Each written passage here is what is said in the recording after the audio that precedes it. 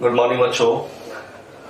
आज का हमारा जो लेक्चर है इसमें हम शरीर की एक बहुत ही महत्वपूर्ण ग्रंथि की बात करने जा रहे हैं जो है लीवर या यकृत।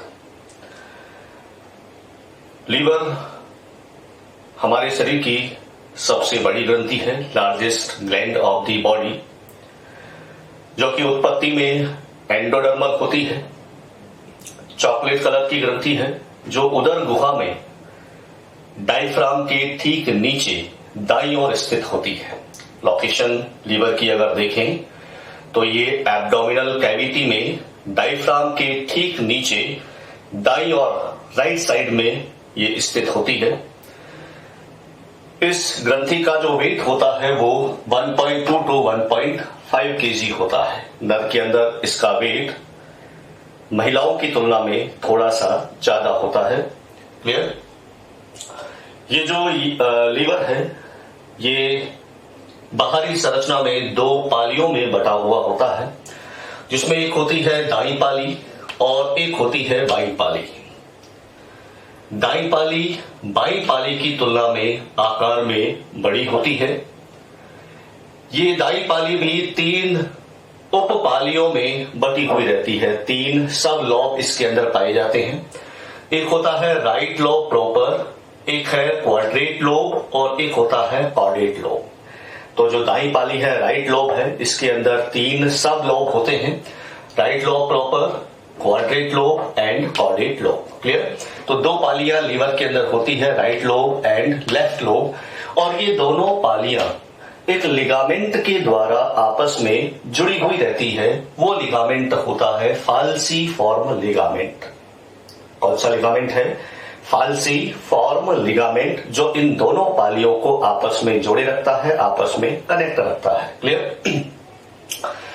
लीवर की जो दोनों पालियां हैं, इन दोनों पालियों से कुछ नलिकाएं निकलती है।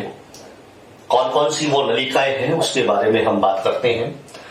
लीवर की जो दाईं पाली है, इस दाईं पाली से निकलती है राइट हेपेटिक डक्ट। ये जो डक्ट आपको दिखाई दे रही है ये है राइट हेपेटिक डक्ट, और जो इसकी बाईं पाली है उससे निकलती है लेफ्ट हेपेटिक डक्ट। दाईं पाली से राइट हेपेटिक डक्ट, दाईं यकृत वाहिनी, और बाईं पाली से निकलती है लेफ्ट हेपेटिक डक्ट या बाईं यकृत वाहिनी। ये दोनों हेपेटिक डक्ट आपस में संयुक्त होकर के बनाती है कॉमन हेपेटिक डक्ट या सामान्य यकृत वाहिनी। ये राइट हेपेटिक डक्ट है, ये लेफ्ट हेपेटिक डक्ट है। दोनों डक्ट के आपस में संयुक्त होने से बनती है कॉमन हेपेटिक डक्ट या सामान्य यकृत वाहिनी। क्लियर? ये जो सामान्य यकृत वाहिनी है ये आगे जाकर के सिस्टिक डक्ट के साथ मिलती है। सिस्टिक डक्ट है पित्त वाहिनी, जो कि पित्ताशय की नलिका होती है। ठीक है? ये जो संरचना थैली सदृश्य संरचना आपको दिखाई दे रही है, ये संरचना होती है पित्ताशय, जो कि हल्के पीले या हरे रंग की संरचना होती है। इस पित्ताशय की जो नलिका है, ये जो नलिका आपको दिखाई दे रही है, ये नलिका है सिस्टिक डक्ट या पित्त वाहिनी इसको कहा जाता है। तो ये जो कॉमन बाइल डक्ट है ये सिस्टिक डक्ट के साथ मिलकर के बनाती है कॉमन बाइल डक्ट, या जिसको डक्टस कॉलीडकस भी कहा जाता है। क्या बनाती है? दोनों कॉमन बाइल डक्ट या डक्टस कॉलीडकस बनाती है। तो ध्यान रखेंगे, जो कॉमन बाइल डक्ट या डक्टस कॉलीडकस बनती है वो पित्ताशय की सिस्टिक डक्ट और कॉमन हेपेटिक डक्ट के आपस में संयोजन से बनती है। क्लियर? ये जो कॉमन बाइल डक्ट या सामान्य पित्त वाहिनी है ये आगे जाकर के मेन पैंक्रियाटिक डक्ट में खुलती है। मेन पैंक्रियाटिक डक्ट है मुख्य अग्नाशय वाहिनी, जो कि अग्नाशय से निकलती है। तो ये common bile duct main pancreatic duct में आकर के खुलती है। जिस स्थान पर common bile duct main pancreatic duct में आकर के खुलती है वहां पर एक अवरोधनी पाई जाती है। ये जो अवरोधनी आपको दिखाई दे रही है ये अवरोधनी कहलाती है स्फिंक्टर ऑफ बॉयडन या बॉयडन की अवरोधनी, जो इस बाइल डक्ट की ओपनिंग का नियंत्रण करती है। क्लियर? तो बाइल डक्ट की ओपनिंग पर अवरोधनी जो मिलती है वो है स्फिंक्टर ऑफ बॉयडन या बॉयडन की अवरोधनी। क्लियर? तो जो कॉमन बाइल डक्ट और मेन पैंक्रियाटिक डक्ट है ये दोनों डक्ट आपस में मिलकर के बनाती है हेपेटो पैंक्रियाटिक डक्ट, यकृत अग्नाशय वाहिनी। कौन कौन सी डक्ट मिलकर बनाती है? कॉमन बाइल डक्ट और मेन पैंक्रियाटिक डक्ट। ये दोनों नलिकाएं आपस में संयुक्त होकर के ये जो नलिका बनाती है ये है हेपेटो पैंक्रियाटिक डक्ट या यकृत अग्नाशय वाहिनी। और ये यकृत अग्नाशय वाहिनी एक एम्पुला के द्वारा, ये जो फूली हुई संरचना आपको दिखाई दे रही है ना, ये है एम्पुला ऑफ वेटर। इस एम्पुला ऑफ वेटर के द्वारा ये हेपेटो पैंक्रियाटिक डक्ट ग्रहणी में आकर के खुल जाती है। ये जो एम्पुला ऑफ वेटर है इसकी ओपनिंग पर भी, इसके छिद्र पर भी एक अवरोधनी पाई जाती है जिसको कहा जाता है स्फिंक्टर ऑफ ओडाई। ये जो अवरोधनी आपको दिखाई दे रही है ये है स्फिंक्टर ऑफ ओडाई, जो कि एम्पुला ऑफ वेटर की ओपनिंग का नियंत्रण करती है। क्लियर? तो दो अवरोधनी अपन ने यहां पर बात की है, एक है ओडाई की अवरोधनी और एक होती है बॉयडन की अवरोधनी। जो ओडाई की अवरोधनी है ये तो होती है एम्पुला ऑफ वेटर की ओपनिंग पर, और जो बॉयडन की अवरोधनी होती है वो होती है कॉमन बाइल डक्ट की ओपनिंग पर। क्लियर है बेटा? ये जो अवरोधनी है ये इनकी ओपनिंग का क्या करती है? नियंत्रण करती है। क्लियर? ये जो हेपेटो पैंक्रियाटिक डक्ट है, इसी हेपेटो पैंक्रियाटिक डक्ट के माध्यम से बाइल जूस और पैंक्रियाटिक जूस, पित्तरस और अग्नाशय रस, ये दोनों रस ग्रहणी में स्त्रावित किए जाते हैं। क्लियर? दोनों रस एक ही कॉमन नलिका के माध्यम से ग्रहणी में प्रवेश करते हैं, वो कॉमन नलिका होती है हेपेटो पैंक्रियाटिक डक्ट। क्लियर? चलिए, तो ये लीवर की बाहरी संरचना की हमने बात की है। क्लियर? जो लीवर है, इस लीवर के द्वारा बाइल का संश्लेषण या स्त्रवण किया जाता है। बाइल के संश्लेषण और स्त्रवण के लिए लीवर के अंदर हेपेटोसाइट्स या हेपेटिक सेल्स होती है, जिनको यकृत कोशिकाएं भी कहा जाता है। ये कोशिकाएं बाइल या पित्त का संश्लेषण करती है, और संश्लेषण के बाद ये जो बाइल या पित्त होता है ये हेपेटिक डक्ट के माध्यम से पित्ताशय या गॉल ब्लैडर में आकर के संग्रहित हो जाता है। तो बच्चों ध्यान रखेंगे, पित्ताशय का कार्य पित्त का संश्लेषण या स्त्रवण करना नहीं होता है। पित्त का संश्लेषण और स्त्रवण यकृत के द्वारा किया जाता है। पित्ताशय का कार्य केवल पित्त का संग्रहण और सांद्रण करना होता है। क्लियर है? चलिए, तो ये लीवर की बाहरी संरचना की हमने बात की है। क्लियर? जिसमें कुछ नलिकाएं हमने देखी है जिनसे होकर के जो बाइल होता है वो ग्रहणी के अंदर प्रवेश करता है। तो इन नलिकाओं पर एक बार और अपन नजर डालें। जो राइट लोब है उससे निकलती है right hepatic duct, left lobe से निकलती है लेफ्ट हेपेटिक डक्ट। दोनों हेपेटिक डक्ट आपस में मिलकर बनाती है common hepatic duct. Common hepatic duct से आकर मिलती है सिस्टिक डक्ट, और सिस्टिक डक्ट और कॉमन हेपेटिक डक्ट आपस में मिलकर के बनाती है कॉमन बाइल डक्ट या डक्टस कोलिडक्टस। ये कॉमन बाइल डक्ट आकर के खुलती है मेन पैंक्रियाटिक डक्ट के अंदर। ठीक है? कॉमन बाइल डक्ट और मेन पैंक्रियाटिक डक्ट ये दोनों आपस में संयुक्त होकर के बनाती है हेपेटो पैंक्रियाटिक डक्ट, जो कि एम्पुला ऑफ वेटर के द्वारा ग्रहणी में आकर के खुल जाती है। क्लियर है बेटा? तो ये लीवर की हमने बाहरी संरचना की बात की है। ठीक, अब हम बात करेंगे लीवर की आंतरिक संरचना की। तो लीवर की आंतरिक संरचना के अंदर अनेक बहुभुजाकार संरचनाएं पाई जाती है। इन बहुभुजाकार संरचनाओं को कहा जाता है हेपेटिक लोब्यूल या यकृत पिंडक।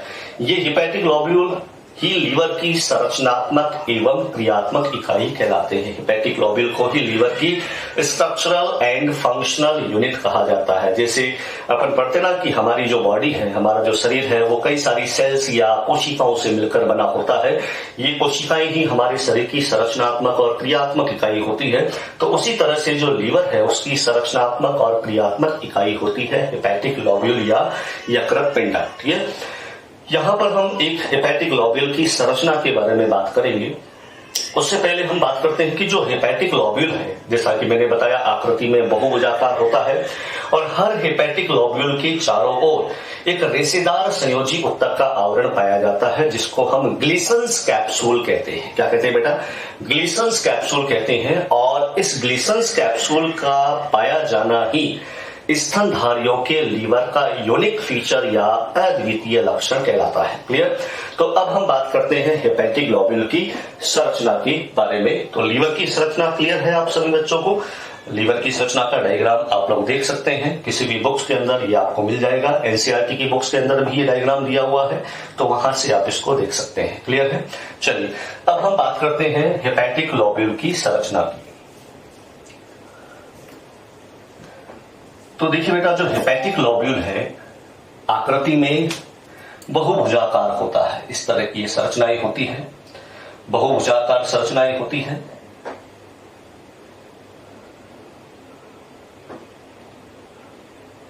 इस तरह की बहुभुजाकार संरचना है और हर हेपेटिक लोब्यूल के चारों ओर एक रेशेदार संयोजी ऊतक का आवरण पाया जाता है।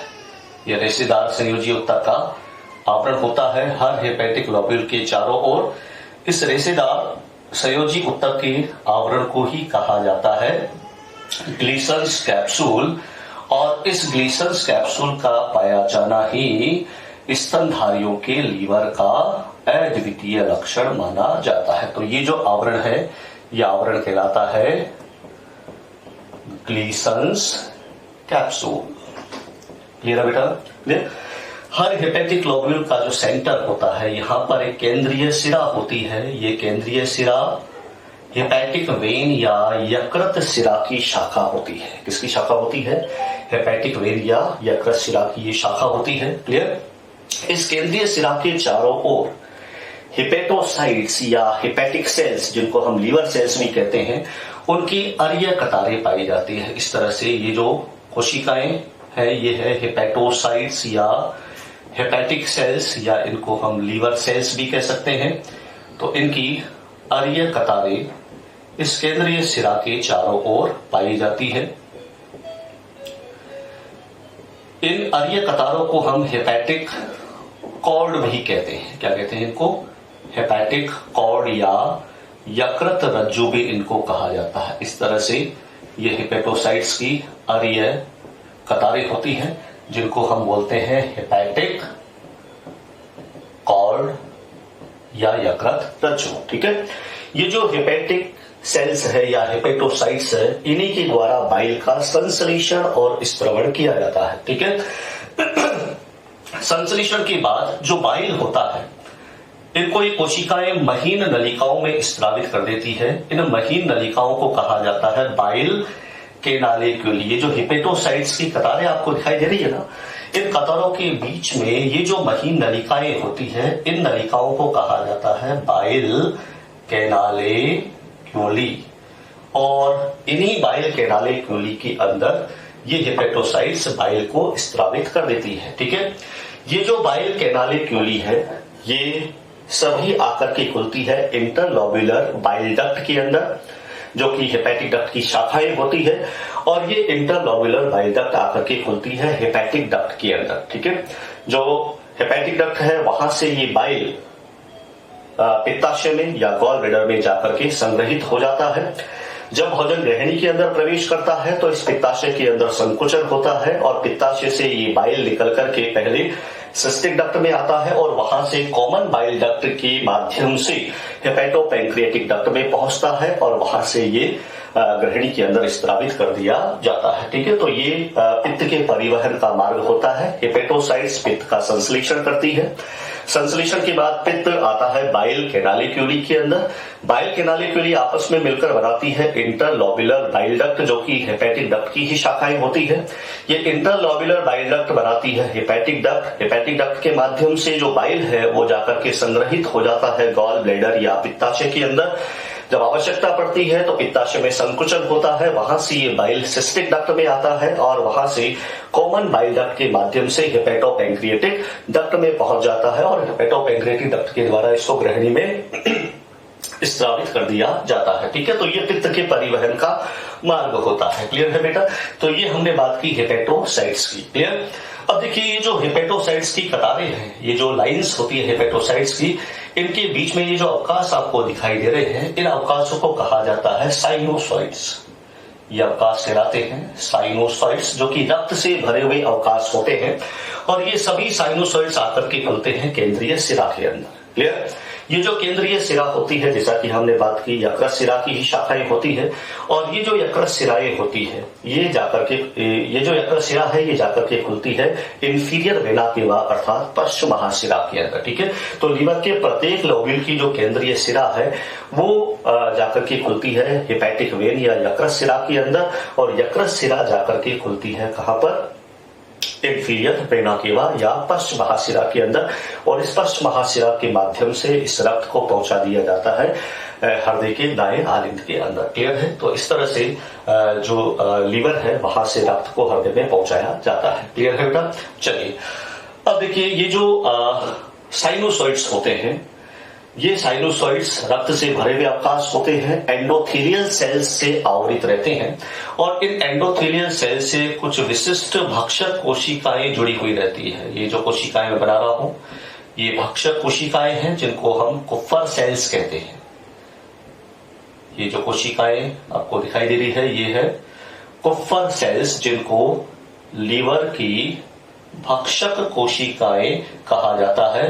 और इन कोशिकाओं का कार्य क्या होता है? ये जो भी मृत या पुरानी आरबीसीज होती है उनको भक्षण के द्वारा नष्ट कर देती है। ठीक है? जब आरबीसीज का भक्षण होता है तो आरबीसी में जो हीमोग्लोबिन होता है, उस हीमोग्लोबिन का ब्रेकडाउन होता है, विघटन होता है और ब्रेकडाउन से ही जो हीमोग्लोबिन है वो हीम और ग्लोबिन के अंदर वियोजित हो जाता है। उसके बाद जो हीम वाला भाग होता है ग्लोबिन का, उस हीम वाले भाग के विघटन से बिलिरुबिन और बिलिवर्डिन नामक दो पित्त वर्णकों या बाइल पिगमेंट का फॉर्मेशन होता है। तो जो बाइल के अंदर बाइल पिगमेंट होते हैं, बिलिरुबिन और बिलिवर्डिन, इन दोनों बाइल पिगमेंट का निर्माण किससे होता है? हीम के अपघटन से होता है। क्लियर है बेटा?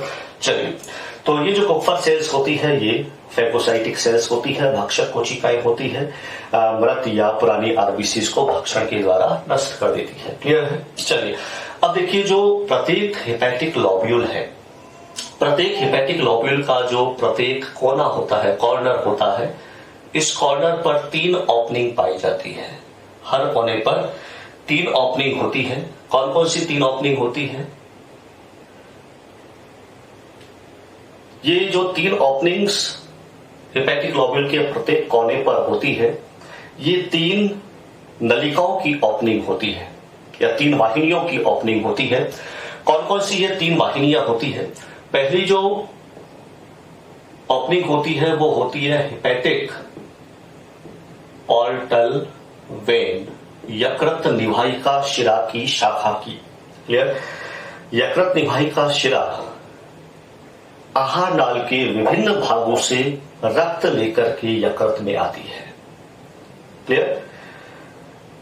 जो भी पदार्थ आहार नाल से अवशोषित किए जाते हैं वो रक्त में अवशोषित होने के बाद डायरेक्ट हृदय में नहीं पहुंचते हैं। क्यों नहीं पहुंचते हैं? क्योंकि जो भी पदार्थ आहार नाल से अवशोषित होकर के आए हैं उनके अंदर कुछ टॉक्सिक सब्सटेंस भी हो सकते हैं, विषैले पदार्थ भी हो सकते हैं, तो इसलिए डायरेक्ट वो हृदय तक नहीं पहुंचते हैं।